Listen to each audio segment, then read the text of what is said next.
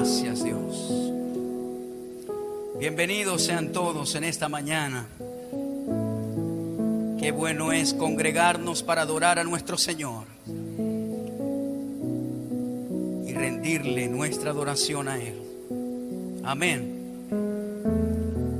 Dios es bueno. Su misericordia es para siempre. Las vicisitudes que puedes estar pasando en la vida no se comparan con los milagros y lo que el Señor hace por nosotros. Amén. Gloria a Dios. Prepárese. Oro que en este día el Señor nos dé la porción que necesitamos para aprender y así crecer en este contenido que vamos a estudiar. Hoy vamos a cubrir la tercera parte de este ciclo de enseñanzas que he intitulado El Espíritu de Absalón, y el contenido que hoy estaré desarrollando es el siguiente. Estaré hablando acerca de la diferencia entre sumisión y obediencia. Como segundo punto hablaré acerca de algunos ejemplos que tienen que ver con el alto conocimiento de la sumisión. Luego cubriré el punto acerca de resaltar cuáles son las autoridades delegadas para que nosotros afinemos nuestra vida y donde quiera que vayamos sepamos identificar rápidamente cuáles son las autoridades de ese lugar, no para estorbarlas y para desobedecerlas, sino por el contrario, para aprender a trabajar en sumisión. Hablaremos también acerca del punto sumisión total a las autoridades delegadas, pero solo obediencia total a nuestro Dios. Una vez que nosotros aprendamos a distinguir la diferencia entre sumisión y obediencia, entonces vamos a estar bien afinados con el tema de la sumisión y cuándo tenemos que obedecer y cuándo tenemos que decir que no. Entonces vamos a empezar con el primer punto, la diferencia entre sumisión y obediencia. Nosotros en la palabra de Dios tenemos estos dos mandatos de someternos y de ser obedientes. Hebreos capítulo 13, versículo 17, dice: obedeced a vuestros pastores y sujetaos a ellos. Aquí hay dos mandatos con dos acciones diferentes que muchas veces tendemos a unir el mismo significado y por esa razón entramos en problemas. Ahora, aunque esta escritura habla de los pastores, el concepto de sumisión y obediencia es para todas las autoridades delegadas. Y por esa razón tenemos un punto acá en el cual voy a resaltar cuáles son esas autoridades para que nosotros aprendamos a tener sumisión y a tener obediencia. Normalmente, como estos dos conceptos han sido abusados en cuanto a personas que tienen autoridad, la gente cuando escucha estas palabras, sumisión u obediencia, entonces tienen escalofríos porque tienen un concepto equivocado. Cuando a una mujer se le habla de sumisión, entonces en la mayoría de los casos inmediatamente piensa en inferioridad o que yo tengo que rebajarme, en el caso de la mujer, con el esposo. Pero en general, o en la población general, cuando la gente no tiene un concepto claro de lo que es obediencia y sumisión, entonces se ponen a la defensiva. Por la sencilla razón de que en las diferentes plataformas de autoridad llámese gubernamental, llámese en la familia y aún en la parte eclesiástica, líderes han abusado de esa autoridad y por esa razón entonces las personas toman esa actitud negativa y defensiva a la hora de escuchar estos dos conceptos, sumisión y obediencia. Pero cuando nosotros estudiamos la palabra y tenemos un concepto claro y comenzamos a tener un lente correcto, objetivo, cuando estudiamos la sumisión y la obediencia y cuando aprendemos a obtener los beneficios que esto trae, entonces vamos a disfrutar, operar en estas dos definiciones. Número uno, debemos saber que la obediencia tiene que ver con tus acciones en respuesta a la autoridad. Es decir, la obediencia tiene que ver con el cumplimiento de las responsabilidades y demandas que tu superior exige. Un ejemplo, llegar a una hora específica a tu trabajo, cumplir con una carga horaria, lograr un estimado de alguna tarea, asistir a los compromisos, obedecer las reglas establecidas. Estos son algunos ejemplos. Cuando tú cumples fielmente a aquello que tu autoridad te ha establecido, entonces esto se puede traducir como obediencia. Un ejemplo, tu jefe te dijo, yo necesito para esta semana que termines este reporte para el viernes. Necesito que esté terminado porque necesitamos esa información. Y usted con diligencia entonces comienza a trabajar desde el lunes en el reporte. Ya cuando llega el viernes que su jefe le dice, ¿el reporte dónde está? Usted le dice, aquí está el reporte. Usted fue obediente a las normas que su superior le dijo. Igualmente con la puntualidad. Quizá usted tenía que estar a la hora en un lugar o tiene que estar en el trabajo a una hora y llega antes de la hora pautada, entonces usted fue obediente a esa regla o a esa norma que está en su trabajo. Entonces la obediencia tiene que ver con el cumplimiento fiel a las exigencias que su superior le está estableciendo o está estableciendo. La sumisión es un poco diferente. La sumisión tiene que ver con la actitud que tomas al obedecer. Por esa razón es que aunque una persona sea intachable en la obediencia, puede ser que no tenga sumisión. Es decir, una persona puede ser obediente, pero en su corazón no tiene sumisión, porque la sumisión tiene que ver con la actitud que tú tomas en el momento de obedecer. Es como que tú le digas a un niño, siéntate allí, y el niño se sienta, pero en su corazón dice, aunque estoy sentado, en mi corazón estoy de pie. El niño obedeció, el niño está sentado, pero no tiene sumisión. Entonces, es a veces un poco difícil medir el nivel de sumisión por las cosas exteriores que nosotros cumplimos. Aún cuando hacemos y cumplimos las cosas fielmente, la sumisión es importante que esté ligada a la obediencia para que nosotros tengamos los resultados que estamos esperando. Por ejemplo, cuando hablamos de sumisión, en la obra de Dios, muchos son obedientes y por fuera parece que todo está bien, pero en el corazón hay queja y malas actitudes. ¿Ve? En el Señor tú puedes ser obediente, pero si tienes malas actitudes en el corazón, no vas a recibir la recompensa por lo que estás haciendo.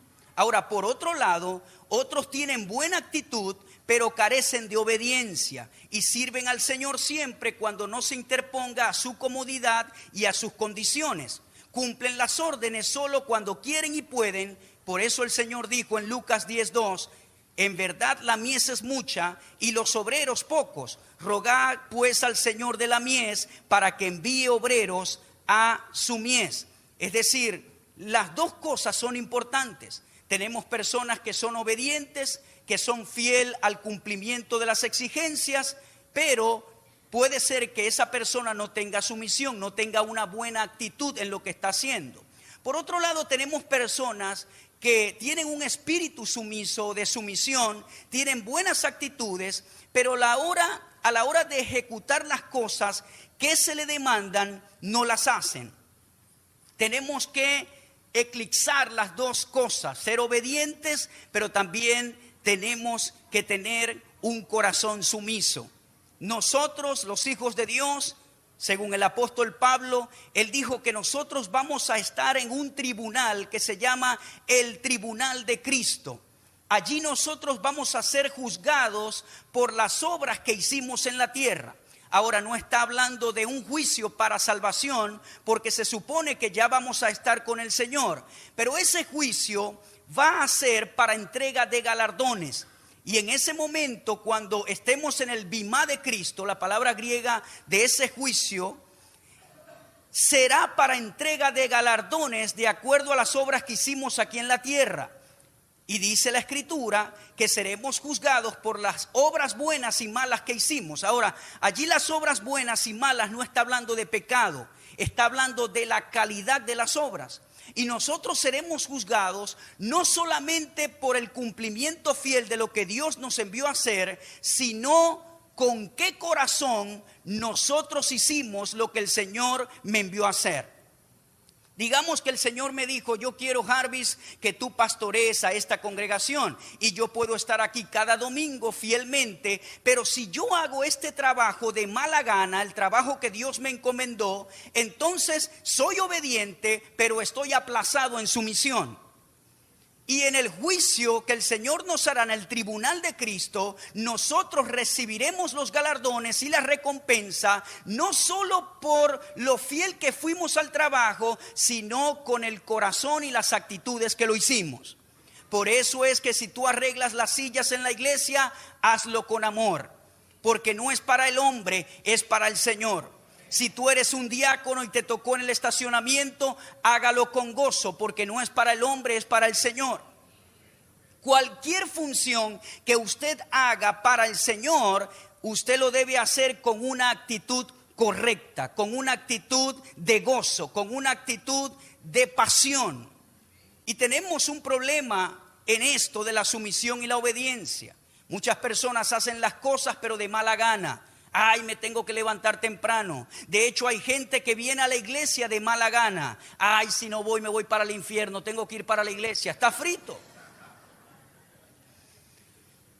Ay, hermano, si no me congrego me enfrío. Pero en realidad tu corazón no quiere ir a adorar a Dios y no quiere escuchar la palabra de Dios.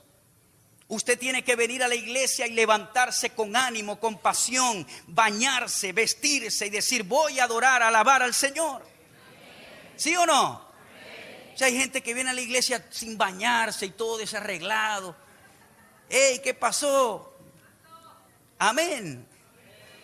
Venga con alegría, venga con pasión a adorarle, venga a escuchar la palabra con un corazón abierto. Y entonces el Señor le dará la recompensa de ese día que Él tiene reservada para usted. Amén.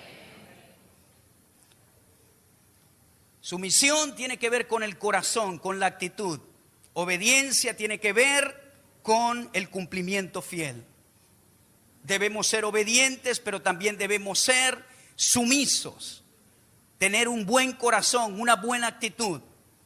Los salmistas que están aquí, usted cuando ejecuta ese instrumento y canta al Señor, tiene que hacerlo con una buena actitud, un corazón dispuesto.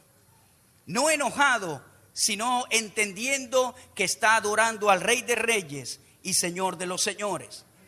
Aquí vamos a entrar en un punto que es muy importante y trae madurez al cuerpo de Cristo, y a aquellas personas que están comenzando una visión de iglesia o que tienen algunos problemas. Esto ayuda a la administración eclesiástica de una manera efectiva y eficaz.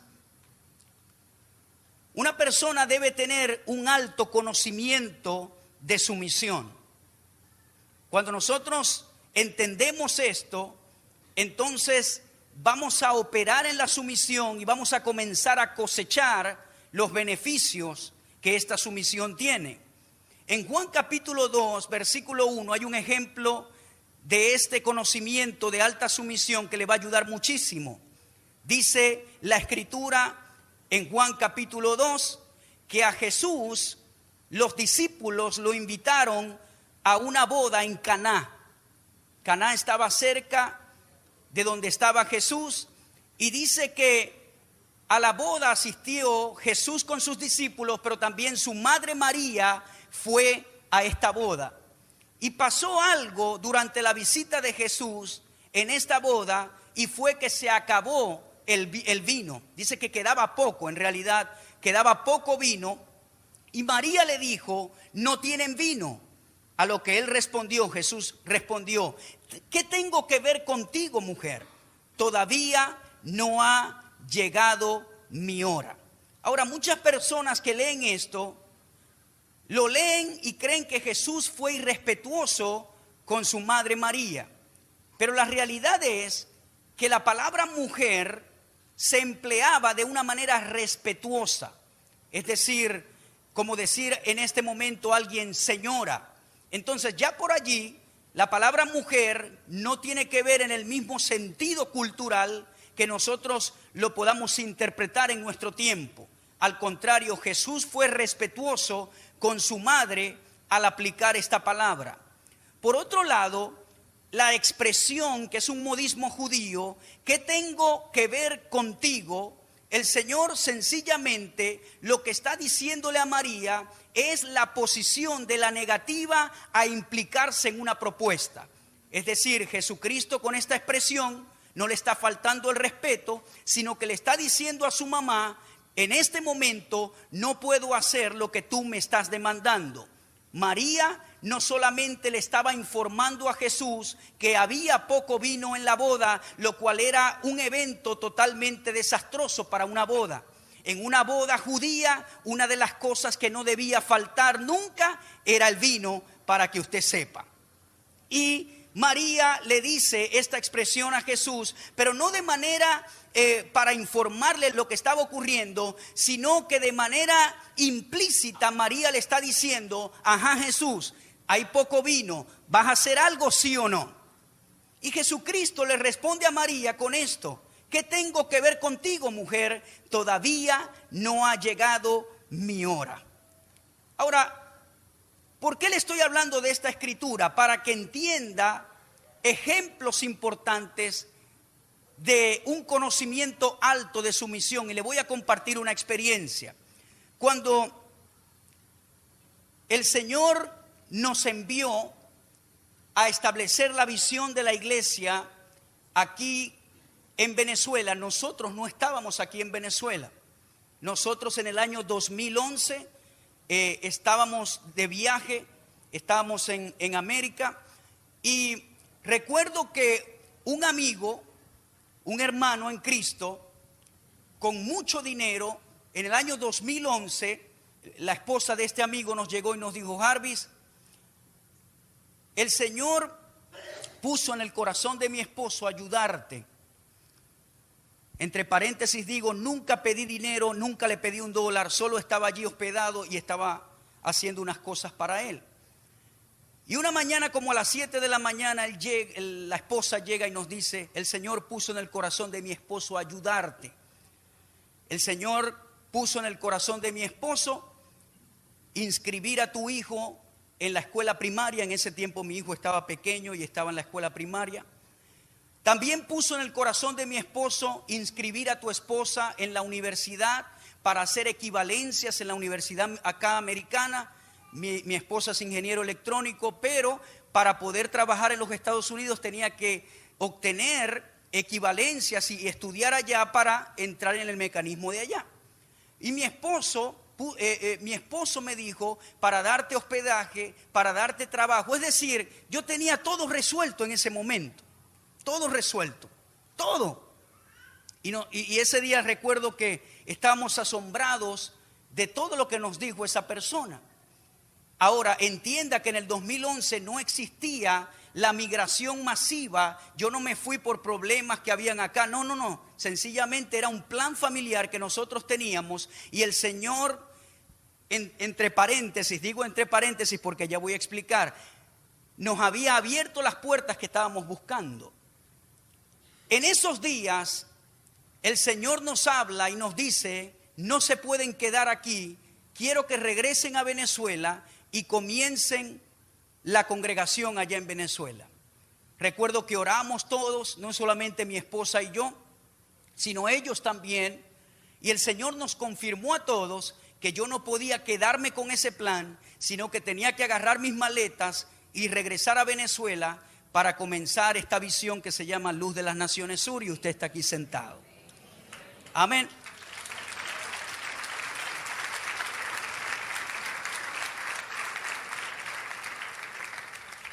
Es decir, el Señor me dijo, ese plan que sonaba muy bonito de establecerte aquí, tienes que desecharlo, este es el plan mío. Y recuerdo que mi amigo me dijo, bueno, Harvey, haz algo. Era el mes de noviembre del 2011, él me dijo, regresa para Navidad, para tu país, te regresas en enero y te quedas un año más aquí sin establecer la iglesia. Yo le dije, no, cuando Dios te habla tienes que hacerlo rápido, porque un año te puede cambiar todas las cosas y te desanimas si no haces nada. Total que agarramos las maletas y recuerdo que nos regresamos el mismo mes de noviembre acá a Venezuela. Pero no he terminado para dar el ejemplo del alto conocimiento de su misión. Cuando llego acá, antes de yo viajar, yo fungía en la iglesia de mi papá como una especie de pastor asociado. Mi papá es presidente de otras congregaciones de Luz de las Naciones en algunas ciudades de Venezuela, y a él le gusta mucho viajar a supervisar estas iglesias, a enseñar, pero cuando él hacía esto, yo permanecía en la iglesia para enseñar, la iglesia que está en Maracaibo, permanecía allí porque mi unción está para estacionarme y ministrar en un lugar. Hay personas que me invitan, allí está mi esposa, a ministrar y a veces digo que no. Mi unción está en estacionarme en un lugar y ministrar. ¿Ve? El Señor me ha mostrado otras estaciones, pero eso será más adelante. Pero lo que le quiero decir con esto es que yo tenía esa función en la iglesia, regreso con la visión que Dios colocó en mi corazón y cuando la comparto con mi padre me dijo con su lenguaje corporal, ¿estás loco, Jarvis?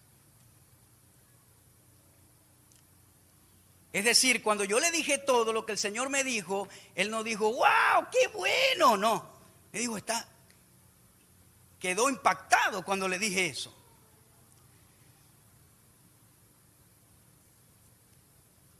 Y pasaron los días y nada ocurría. Yo seguía ministrando en la iglesia de mi papá, pero sabía lo que el Señor había puesto en mi corazón. Y yo hice esta oración en privado con mi esposa y dije, Señor, para yo hacer lo que tú me has demandado hacer, habla primero a mi papá. Yo no voy a comenzar a buscar nada y a hacer nada sin que tú primero le hables a mi papá. Y allí entonces yo comenzaré. Pasaron como 2 meses, hermano. Mi papá no me decía nada al respecto. Y yo tenía parte del dinero, mucho dinero para comenzar la iglesia, pero yo le dije al Señor, hasta que tú, Señor, no le hables a mi papá, yo no voy a hacer nada para comenzar la visión de la iglesia. Y pasaban los días y yo seguía allá en la iglesia y mi papá no decía nada.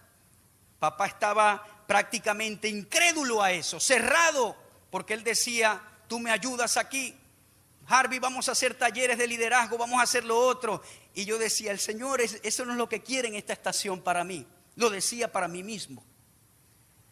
Como 2 meses después, recuerdo que nos sentamos a conversar y mi papá me dice llorando, ya el Señor me habló, Harvey.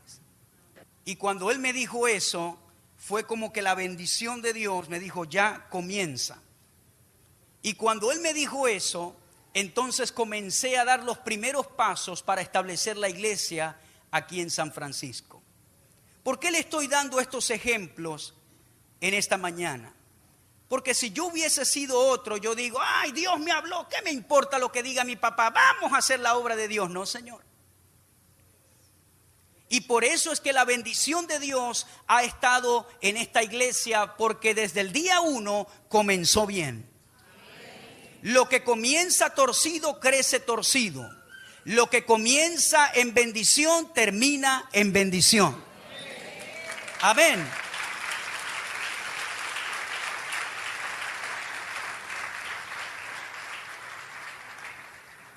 Entonces yo no dije, ay, ese es mi papá, después lo entenderá.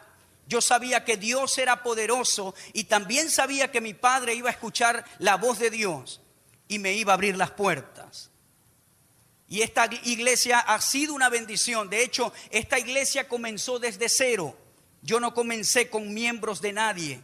Solamente anunciaba por la radio tal día, el 5 de mayo del año 2012, vamos a iniciar el primer servicio. Yo no sabía si iba a venir gente, si no iba a venir, no sabía nada. Me tuvieron que prestar a los salmistas ese día. Mi papá me prestó unas cornetas. Mire, todo lo que tomábamos de ofrenda era para pagar alquiler. Yo alquilaba sillas, alquilaba sonido, alquilaba todo. La ofrenda semanal se iban en 3 cosas: alquiler de silla, alquiler de planta y las hamburguesas de los salmistas, que comían bastante.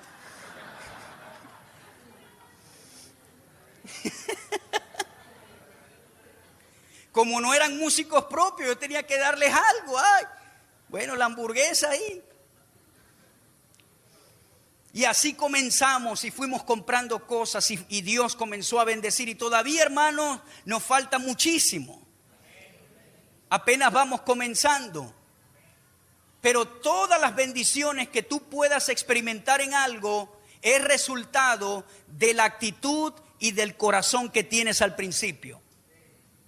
Esa sumisión que yo tuve para mi padre, entonces me trajo y me ha traído bendición. Jesús no le faltó el respeto a María. ¿Por qué coloco el ejemplo de María? Porque muchas veces la consanguinidad es un obstáculo para la sumisión. Es decir, allí estaba el hijo y María le dijo: Jesús, no vas a hacer nada al respecto. ¿Ve? Vio a Jesús como el hijo, pero allí Jesús ya estaba en su oficio ministerial. Y por eso Jesús tuvo la autoridad para hablarle a su mamá de esa manera. Usted ve, yo no puedo ligar la consanguinidad de mi papá con el oficio, con la autoridad ministerial que reposa en él. Yo tengo que saber hacer la diferencia entre consanguinidad y domata, don ministerial, oficio. Porque si yo confundo esas dos cosas, me estrello en cuanto a la sumisión y a la obediencia. Yo tengo que saber discernir cuándo tengo que hablarle a mi papá como mi papá y cuándo tengo que ver la autoridad ministerial, y eso me va a ayudar a mí a mantenerme en terreno seguro. ¿Sí me escucha, hermano querido?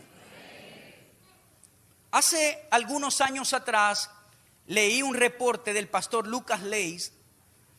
Él fue pastor de jóvenes en una de las iglesias más grandes en los Estados Unidos en los años 80.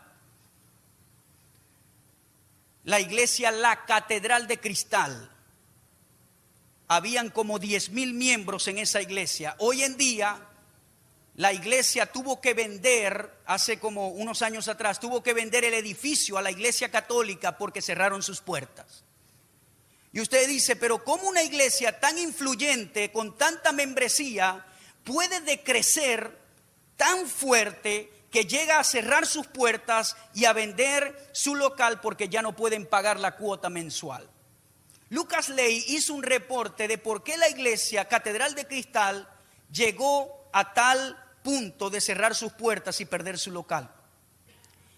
Y una de las cosas que él dijo primeramente fue que el pastor, su círculo interno, casi todos eran familia de él. Es decir, el pastor estaba rodeado de hermanos, de tíos, de primos, de hijos, y su círculo interno solamente era familia. Y él decía, cuando tu círculo interno en casi un 100% es familia, entonces allí hay problemas, casi siempre. No porque tener familia en el círculo interno sea malo. Se convierte en malo cuando el círculo interno es familia y no entiende el alto conocimiento de su misión y no entiende la diferencia que estoy diciendo. Y este pastor en la Catedral de Cristal tenía, casi todos eran familia. Casi todos. ¿Qué pasa cuando casi todos son familias y no entienden? Bueno, las normas no se respetan. Ah, no, es que él es primo mío, el pastor es pana mío, ese es primo mío, tranquilo. Ahí yo puedo estacionar el carro, que ese es pana mío, no me va a decir nada. Y entonces allí comienzan las reglas a quebrantarse. Si lo vemos de otra manera, el pastor dice algo, pero como la mayoría son familia, esta familia no lo ve como pastor, sino como el tío, como el primo, como el hermano, como el hijo. ¿Ve? ¿Sí o no? Hay un desafío cuando hay una consanguinidad. Y Lucas Ley dijo que esto es peligroso para cualquier liderazgo. Yo he conocido iglesias que son gobernadas por familia, y eso es un arroz con mango allí. Porque el que tiene menos autoridad es el pastor. Y la iglesia que está allí es gobernada por familias. Y entonces todo el mundo tiene allí algo que decir. Porque no hay un alto conocimiento de su misión. Entonces, es bueno, y en el caso nuestro yo tengo familia en mi círculo interno. Pero si yo tuviera todo ese círculo interno lleno de familia, quizás tuviese que lidiar con más asuntos. ¿Sí o no? Porque dice, no, Harvey. No, yo lo conocí cuando nació. Entonces es más difícil. Se hace más difícil las cosas. ¿Sí o no? Entonces, por esa razón es que hay que tener un alto conocimiento de su misión a la hora de tener consanguinidad. Y eso te va a dar un empujón grande en cuanto a la sumisión. Te va a ayudar muchísimo. Dios se le aparece en sueño a Labán y le dice, no le hables desmedidamente a Jacob. Cuidado. Se le tuvo que el Señor aparecer en sueño a Labán, y Labán, cuando fue a hablar con él porque se había escapado, entonces Dios le dijo, no le hables desmedidamente a mi siervo Jacob. Si hubiese metido en problemas, Labán, ¿ve? Se le tuvo que aparecer. Probablemente María y Aarón, por la confianza familiar, se atrevieron a hablar en contra de Moisés. Ese es hermano mío, yo lo conozco. Hablaron desmedidamente y ¡pum! María obtuvo lepra. Entonces hay que saber cómo yo tengo que hablar. Si es familia, más todavía tienes que operar en estos principios y el Señor te va a bendecir. Amén, hermano. Pero se trata de discernir ambas cosas.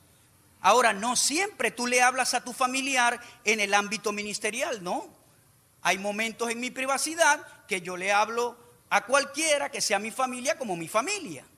Pero cuando está en el oficio, yo tengo que respetar eso, y eso me va a traer muchos beneficios. Esto trae mucho orden a las iglesias que me están escuchando a través de la radio y los que puedan escuchar este tipo de enseñanzas. ¿Tienes familia en tu círculo interno? ¿Tienes mucha familia? Enséñale este principio y como iglesia vas a avanzar tremendamente. Amén, hermano querido. Hay algo que dijo Watchman Nee, y él dijo, no miremos al hombre, sino solo a la autoridad de que está revestido. No obedecemos al hombre, sino a la autoridad de Dios en ese hombre. De otra manera, ¿cómo podemos saber que es autoridad? Estamos en el camino equivocado si antes de obedecer a la autoridad nos encontramos primero con el hombre. Es decir, a la hora de obedecer la autoridad, si lo primero que tú ves es al hombre, te va a costar someterte a esa persona. Pero nosotros no obedecemos al hombre, sino a la investidura que está sobre esa persona. ¿Cuántos me están entendiendo en este día? Estas cositas son muy importantes. Esto lo dijo Watchman Nee. Ahora vamos al punto de las autoridades delegadas. El Nuevo Testamento habla de 4 divisiones de autoridades delegadas: la civil, la eclesiástica, la familiar y la social. 4 divisiones de autoridades. La primera es la civil. En Romanos capítulo 13, versículo 1, sométase toda persona a las autoridades superiores. ¿Cuántas personas se van a someter? Todas las personas a las autoridades superiores. porque no hay autoridad que no provenga de Dios, y las que hay por Dios han sido establecidas. De modo que quien se opone a la autoridad, a lo establecido por Dios resiste, y los que resisten acarrean condenación para sí mismos. Los magistrados no están para infundir temor al que hace el bien, sino al malo. ¿Quieres pues no temer la autoridad? Haz lo bueno y serás alabado por ella, porque está al servicio de Dios para tu bien. Este es el deber ser de las autoridades, para el bien. Pero si haces lo malo, teme, porque no en vano llevan la espada. Esta escritura se puede aplicar acá. No en vano llevan el armamento. No en vano llevan el armamento. ¿Ve? Pues está al servicio de Dios para hacer justicia y para castigar al que hace lo malo. Por lo cual es necesario estarles sujetos, no solamente por razón del castigo, sino también por causa de la conciencia. Es decir, yo no me someto a las autoridades gubernamentales solo por el castigo, porque me puedan castigar, sino también por mi conciencia. Es decir, mi conducta en Cristo debe empujarme a yo tener sumisión a las autoridades civiles. Dice, pues por esto pagáis también los tributos, porque las autoridades están al servicio de Dios, dedicadas continuamente a este oficio. Pagad a todo lo que debéis, al que tributo, tributo, al que impuesto, impuesto, al que respeto, respeto, al que honra, honra. Ya eso lo vamos a ver más adelante, pero la Biblia dice que nos debemos someter a las autoridades gubernamentales. La Biblia dice que los hijos deben someterse a sus padres. No dice solamente a los buenos padres, no, dice honra a tu padre y a tu madre. Pastor, es que él no me crió, lo tengo que honrar. Sí lo tienes que honrar, porque la honra tiene que ver con respeto, tiene que ver con actitud del corazón. Y las autoridades civiles, aunque algunas puedan estar pervertidas, nosotros como hijos de Dios debemos sumisión, actitud del corazón, respeto a las autoridades. ¿Me escucha, hermano querido? No des cosas contra el aguijón. Tú no vas a ver un funcionario armado y le vas a manotear en la cara, porque especialmente acá te van a golpear, te van a hacer algo. Tienes que ser inteligente. Una persona que irrespeta a las autoridades está dando cosas contra el aguijón, es decir, está dando patadas a una punta afilada de hierro, imagínense, a un espuelón. Tienes que ser inteligente, deberle sumisión a las autoridades.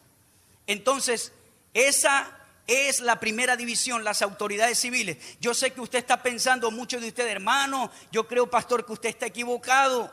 Hay muchos de ellos que están pervertidos. ¿Cómo me voy yo a someter? Es que vamos a estudiar la diferencia entre sumisión y obediencia. Ya va, deme tiempo. Pero sumisión es total a las autoridades delegadas por Dios. ¿Me escucha, hermano? El respeto, la sumisión, la actitud correcta en el corazón. La otra división es la eclesiástica. Hebreos 13:17 fue el versículo con el cual iniciamos. Obedeced a vuestros pastores y sujetaos a ellos, porque ellos velan por vuestras almas, como quienes han de dar cuenta, para que lo hagan con alegría y no quejándose, porque esto no es provechoso. ¿Ve?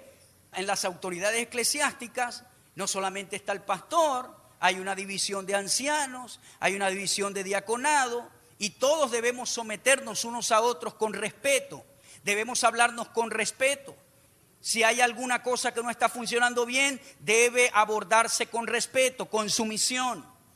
Yo debo respetar. Yo no puedo decir aquí, yo soy el pastor, ustedes hagan eso. No, yo tengo que respetar a mi equipo de trabajo. Amén, hermano. Yo tengo que respetar a la gente mayor. Esta generación se está levantando y ya no respetan a nadie. Y por eso la Biblia dice: a los ancianos no los reprendas, trátalos como ancianos. A las ancianas igualmente.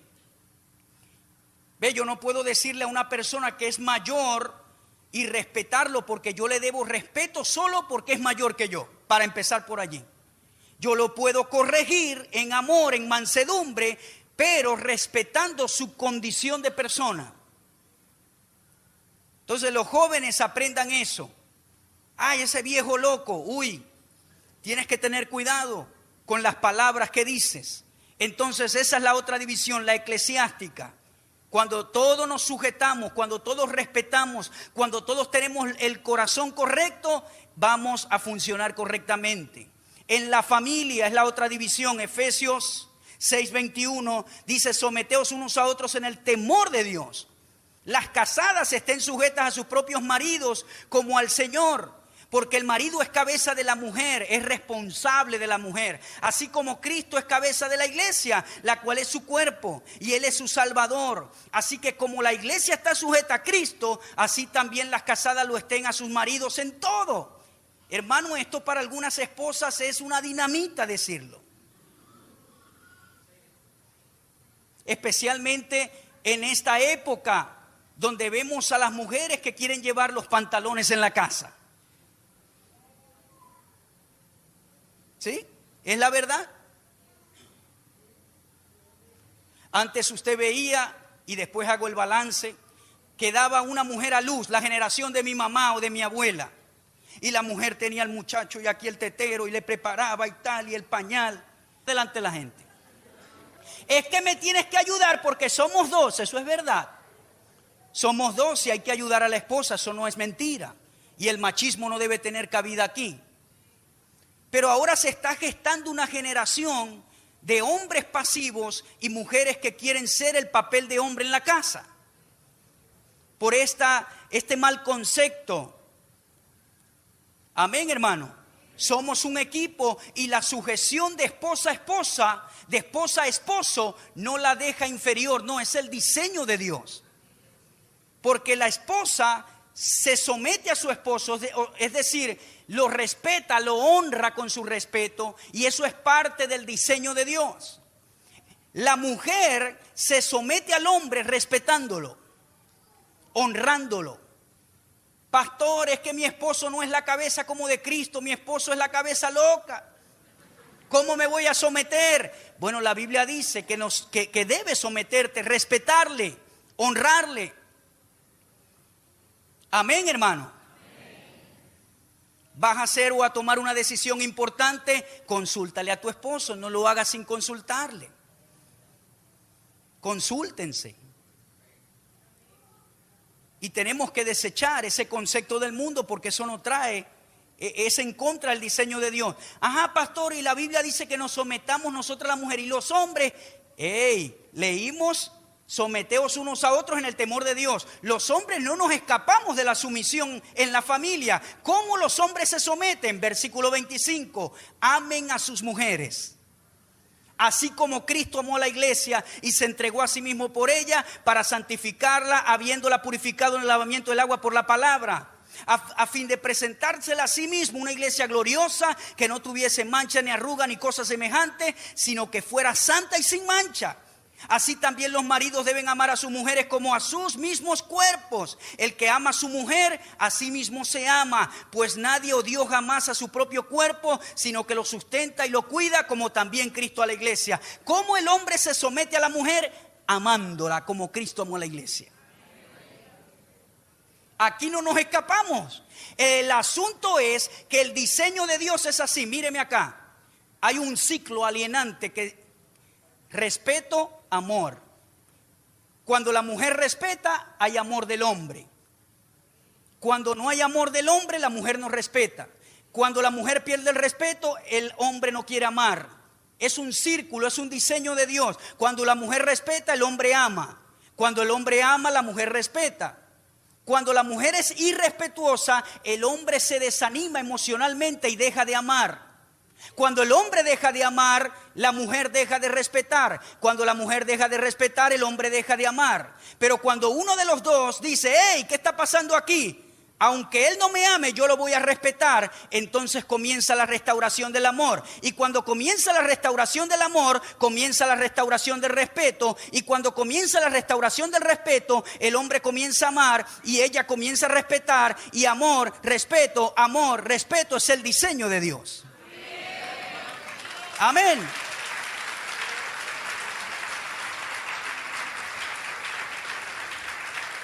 Es el diseño de Dios. Mire, los hombres que estamos acá, cuando las mujeres nos irrespetan, nosotros perdemos el amor. Nos desanimamos. ¿Y cuál es el plan del diablo? La del trabajo te respeta y te dice, ay, si viniste bonito hoy, ¿quieres un cafecito?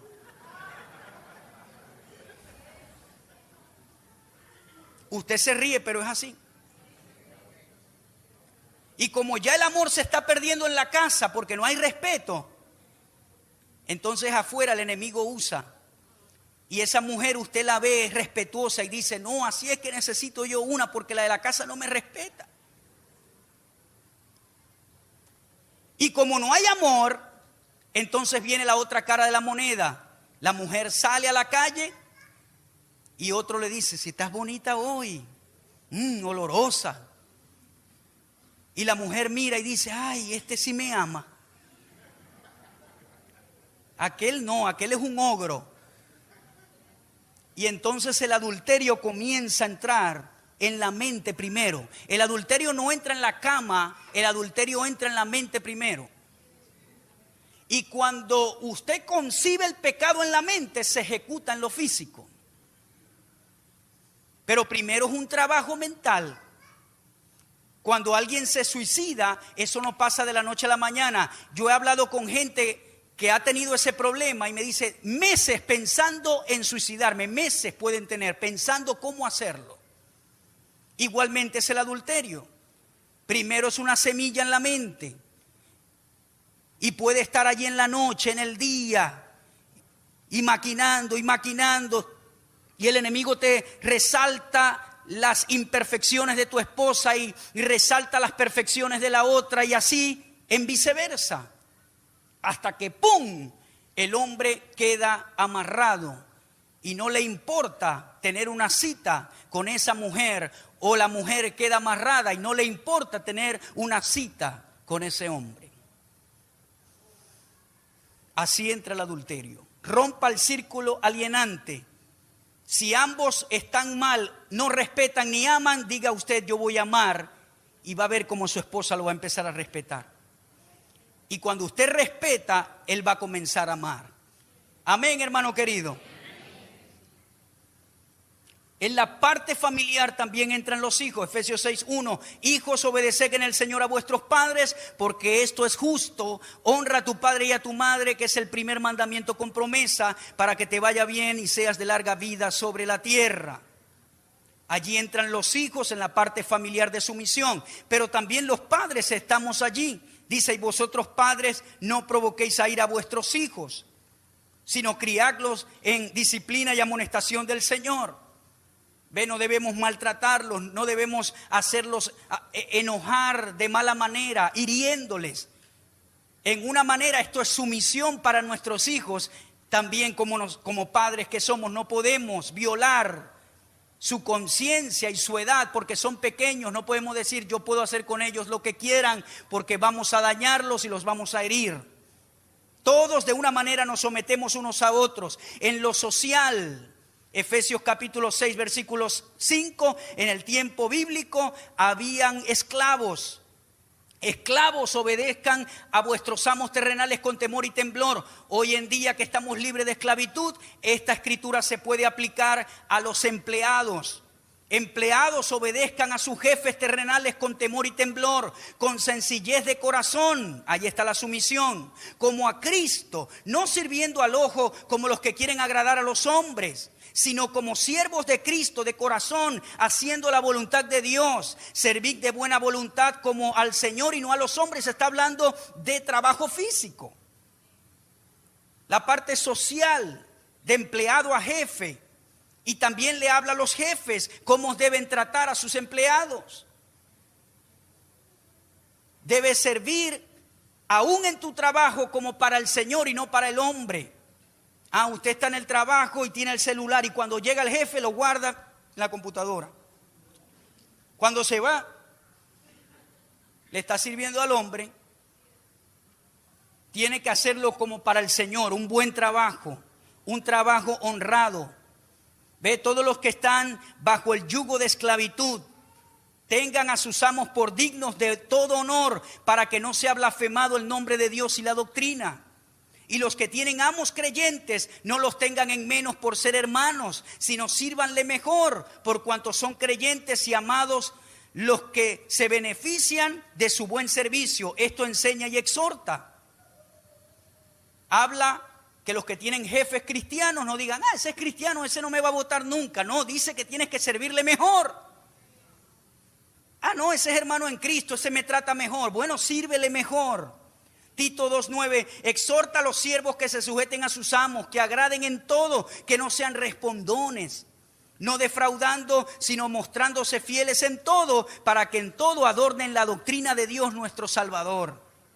Es decir, usted como un buen empleado va a adornar la doctrina de Cristo. La gente va a decir, no, este sí es cristiano, porque trabaja bien, no le falta el respeto a su jefe, y el jefe trate al empleado de una manera digna, no faltándole el respeto, no explotándolos, no quedándoles mal en el pago. Siempre le paga por allá el 25 cuando le toca el 15. No, sea responsable. Hay jefes que tienen el dinero y por maldad no les pagan a tiempo a la gente, son malos y avariciosos.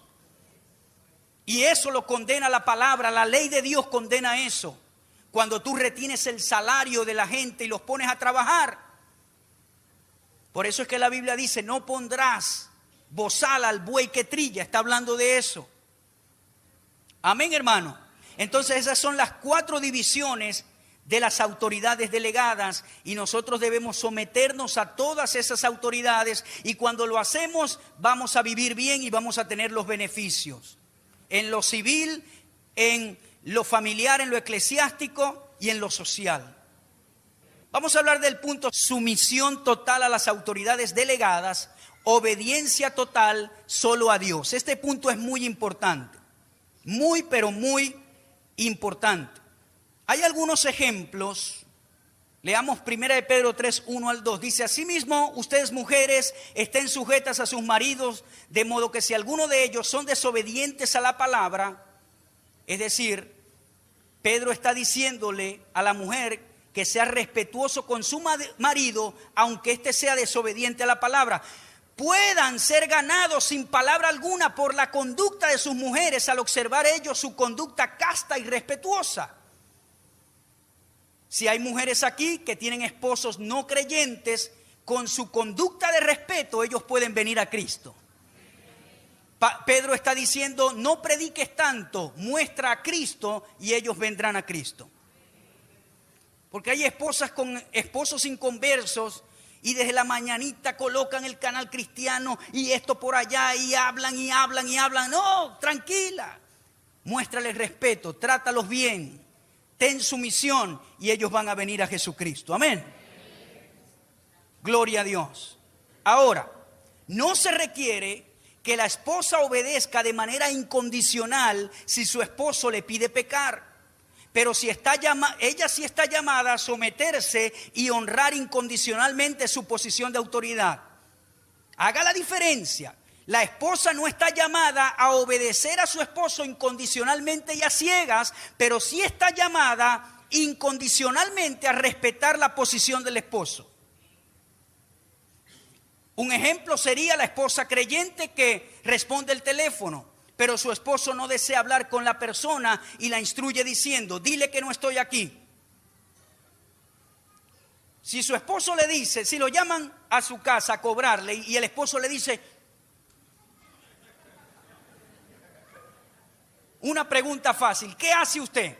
¿Le obedece o le desobedece? Dígame. Ya va. ¿Qué dice este grupo? Vivos, no me dejan escuchar bien. Hable solamente uno por este grupo. A ver, uno por este grupo. Ajá. Ok, ¿qué dice este grupo? Que sí está. Allá. Ella es más inteligente, contestado.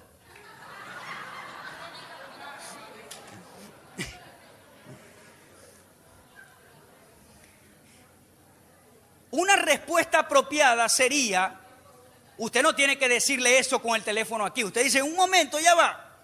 ¡Pum! Le coloca un trapo encima. ¡Pum! Al teléfono. Para que no oiga. Pero una respuesta apropiada sería, mi amor, no voy a mentir. ¿Deseas que le diga que no estás disponible en este momento, que no estás disponible? ¿Ve? Es como a veces mi hijo me pide dinero y él sabe que tengo. Yo le digo, no está disponible.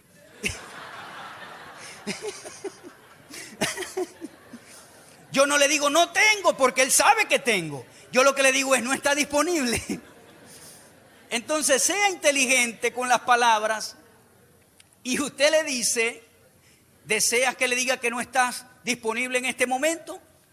Así mantienes tu respeto por la posición de autoridad de tu esposo, pero no obedeces su solicitud de mentir. Ejemplos de perversión del mandamiento. Ejemplos de perversión. Esposos que demandan a su esposa que vean material pornográfico. Esposos que demandan a sus esposas que sean deshonestas por ellos. Esposos que prohíben a sus esposas asistir a la iglesia. Esposos que golpean a sus esposas.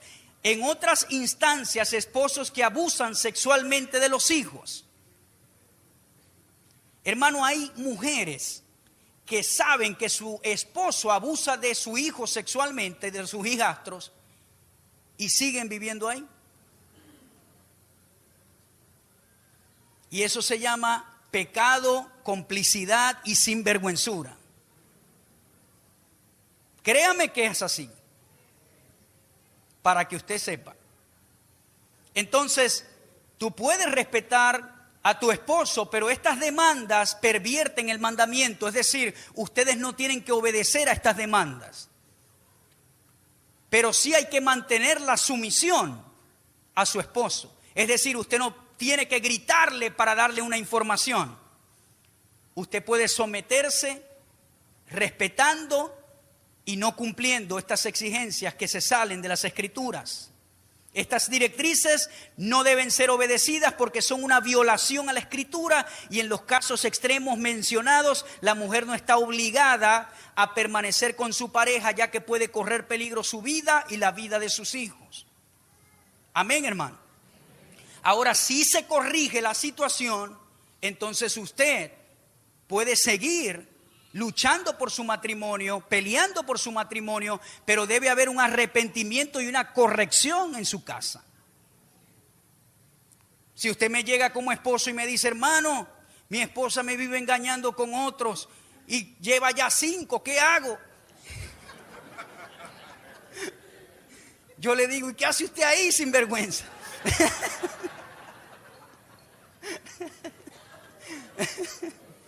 Más sinvergüenza es usted. No, hermano, es que yo fui para que un pastor y me dijo que lo que Dios una no lo separe el hombre. Muchacho, ya ella lo separó 5 veces.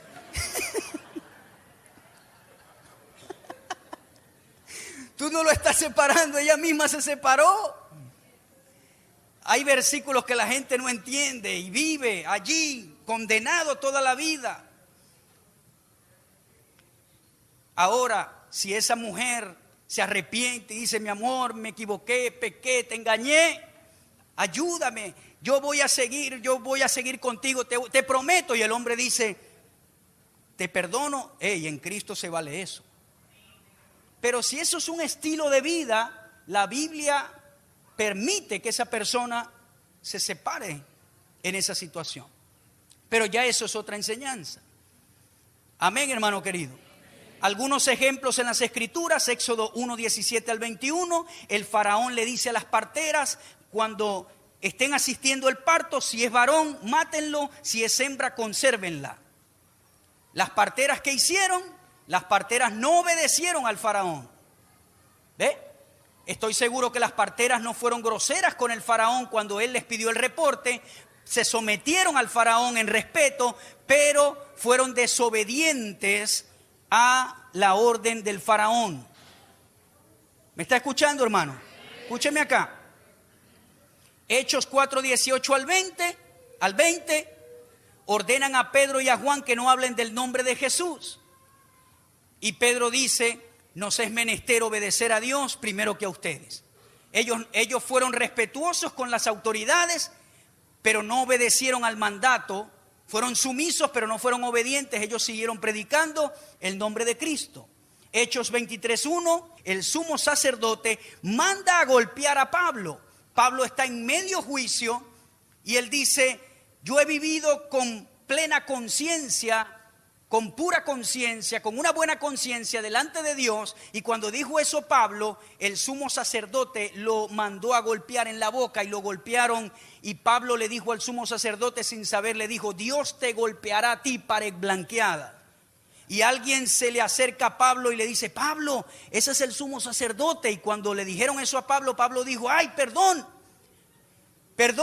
porque la escritura dice, no maldecirás a un príncipe de tu pueblo. Pablo entendía esto que estamos hablando y se arrepintió y corrigió su error, porque no se podía juzgar a alguien, a un preso, a un criminal, no se podía golpear sin primero decir que era culpable. Y también en la ley judía era equivocado, era una ofensa golpear a alguien en la boca. Si se corregía era con latigazos, pero no con golpes en la cara o en la boca. Y por esa razón Pablo rectifica, porque era el sumo sacerdote. Allí se equivocó el sumo sacerdote, pero Pablo mantuvo su sumisión. Daniel capítulo 6 versículo 10, Darío firma un edicto que en 30 días no podía nadie orar a otro Dios que no fuera él. Y dice que Daniel oraba 3 veces al día con sus ventanas abiertas hacia Jerusalén. Y los sátrapas y gobernadores le tenían celo a Daniel y hablaron con Darío y le dijeron, mira, Daniel está desobedeciendo tu orden. Y Darío tuvo que enviarlo al foso de los leones. Pero finalmente Dios preservó la vida de Daniel. Es decir, Daniel fue sumiso a Darío en cuanto a respeto, pero no obedeció el edicto que fue firmado. Allá hay un ejemplo muy importante. Y estos ejemplos nos traen claridad. Si hoy las autoridades le piden a usted hacer algo equivocado, ¿lo hace? Pero por otro lado, usted tiene que ser respetuoso con las autoridades. Pero no necesariamente obedecer a lo malo que ellos le están pidiendo hacer. Amén, hermano querido. Si es algo ilegal, si es robar, si es hacer algo malo. Si yo como pastor sé que alguien viene y me dice, pastor, aquí tiene esta ofrenda, me la gané en el narcotráfico, pero yo quiero santificarla, tómela. Yo como pastor tengo que decir, no puedo. Si son millones de euros, millones de dólares, yo tengo que decir, no puedo. Porque es un dinero mal concebido, mal habido. Amén. Pero hay gente que agarra y lo santifica. Lo santifico, no, señor. Eso no se puede santificar. Entonces nosotros le debemos sumisión incondicional a las autoridades, pero obediencia solamente a Dios. Obediencia total solamente a Dios. ¿Cuántos en esta mañana han aprendido algo? Amén, amén. Dele un aplauso al Señor.